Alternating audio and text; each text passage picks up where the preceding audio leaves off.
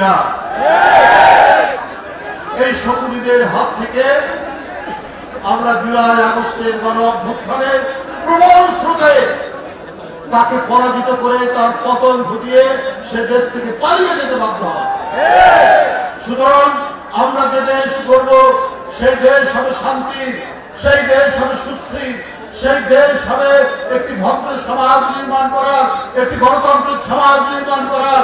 সেই সমাজে যে কেউ মুক্তভাবে কথা বলবে, প্রত্যেকের কণ্ঠের স্বাধীনতা থাকবে, প্রত্যেকের নিজের মতামত প্রকাশ করার স্বাধীনতা থাকবে, তার চলাচলের স্বাধীনতা থাকবে। সে নির্বিঘ্নে এগিয়ে যাবে এই দেশটিকে বিনির্মাণ করার জন্য। সেই প্রত্যয়, সেই অঙ্গীকার নিয়েই আমরা নতুন করে দেশ গড়ব।